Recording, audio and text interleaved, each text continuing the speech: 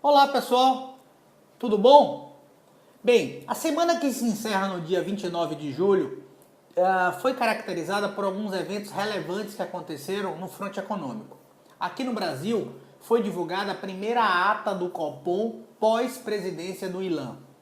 O que vimos foi uma comunicação mais clara, mas com um tom mais duro, no sentido de não ser conivente com a inflação no curto prazo.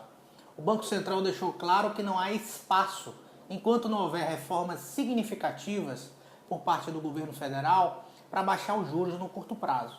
Por isso, muito possivelmente na próxima reunião do Copom e também ao longo do ano de 2016, os juros devem permanecer no patamar atual, na casa de 14,25.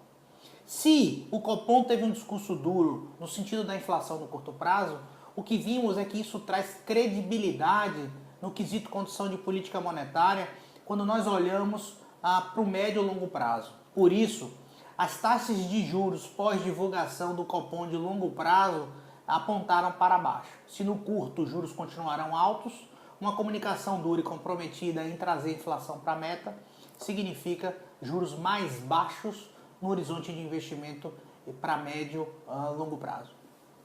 Nos Estados Unidos, houve a reunião do Fed, os juros foram mantidos no patamar atual e o governo americano, na verdade o Banco Central americano, deixou claro que é possível que nós cheguemos a ter no final do ano algum processo de ajuste. Ou seja, se o tom vinha muito ameno no sentido de afastar uma possibilidade de aumento de juros pós a saída do Reino Unido da União Europeia, o que vimos é um Banco Central meio que vacilante no sentido de deixar a janela aberta para aumento de juros nos Estados Unidos. Hoje, sexta-feira, dia 29, foi divulgado o PIB, a primeira previsão para o PIB dos Estados Unidos no último trimestre, e o número veio bem abaixo do esperado. Ora, um número bem abaixo do esperado pode sim fazer com que o Banco Central não suba os juros ao longo desse ano. O que termina fazendo com que o processo de compra de risco por ativos de risco ao redor do globo se intensifique nas próximas semanas. A bolsa por aqui andou de lado, achou algum espaço para realização, porém as realizações foram bem curtas, mostrando um sinal comprador. O dólar está trabalhando na faixa de 3,20 até 3,30. O governo vem realizando diariamente leilões de compra de swaps. Isso tem feito com que a moeda não escorregue mais, ou seja, o real não ganhe valor frente ao dólar.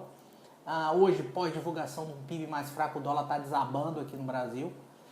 Mas a ideia é que o dólar, nesse patamar de preço, com a realização diária desses leilões, continue aí tendo um piso ao redor de 3,20. Como eu mencionei, os juros aqui no Brasil se comportaram subindo no curto prazo e caindo ao redor de contratos mais longos. Para a próxima semana, a ideia é que o mercado continue ainda com um viés comprador. Agosto normalmente é um mês de férias no hemisfério norte.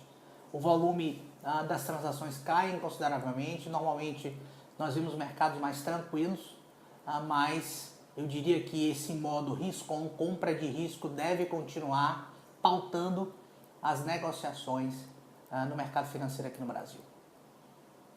Meu nome é Adriano Moreno, sócio da BTO Partners.